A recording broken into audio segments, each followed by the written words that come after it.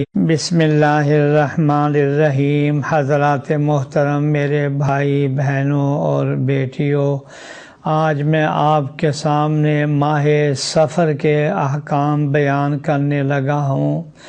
اسلامی سال کا دوسرا مہینہ صفر المظفر شروع ہو چکا ہے۔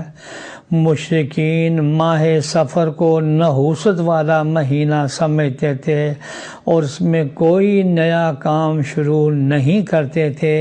ان لوگوں کا گمان تھا کہ اس مہینے میں مصیبتیں، پریشانیاں، آفتیں نازل ہوتی ہیں اور یہ مہینہ نحوست، پریشانیوں اور مصیبتوں والا ہے۔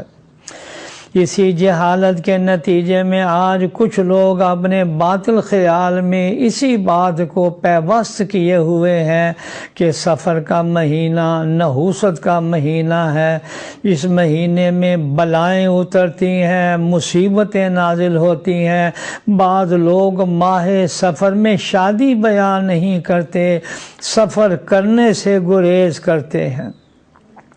خاص طور پر سفر کے مہینے کی ابتدائی 13 تاریخیں بہت زیادہ منحوس سمجھی جاتی ہیں اور ان کو 13 تیزی کہا جاتا ہے۔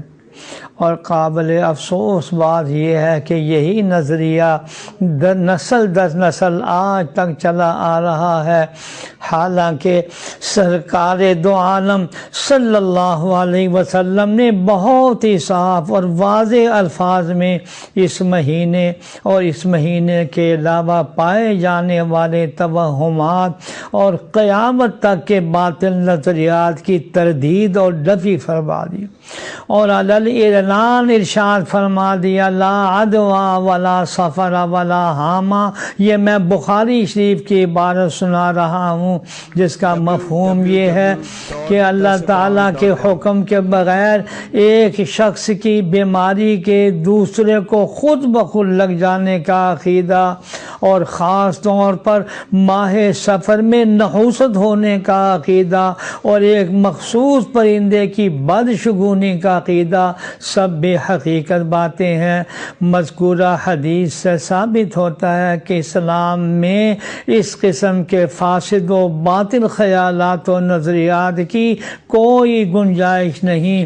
ایسے نظریات کو، عقائد کو سرکار دو عالم صلی اللہ علیہ وسلم اپنے پاؤں تلے رون چکے ہوئے ہیں۔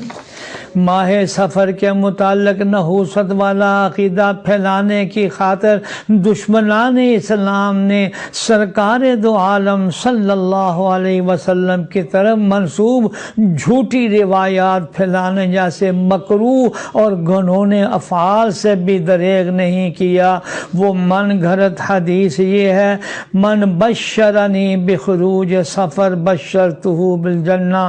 ترجمہ یہ ہے، جو شخص مجھے سفر کے مہینے کے ختم ہونے کی خوشخبری دے گا، میں اسے جنت کی خوشخبری دوں گا۔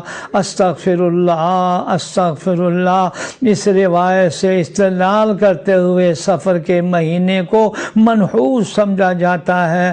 طریقہ استدلال یہ ہے کہ چونکہ اس مہینے میں نحوست تھی، اس لیے سرکار دو عالم صلی اللہ علیہ وسلم نے اس مہینے کے صحیح سلامت گزرنے پر جنت کی خوشخبری دی ہے۔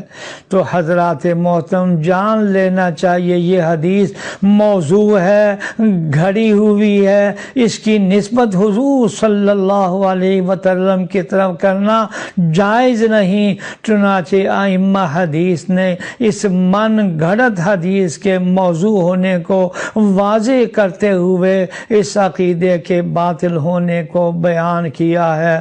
اللہ تعالی ہمیں ان سب خرافات سے محفوظ فرمائے، آمین یا رب العالمین۔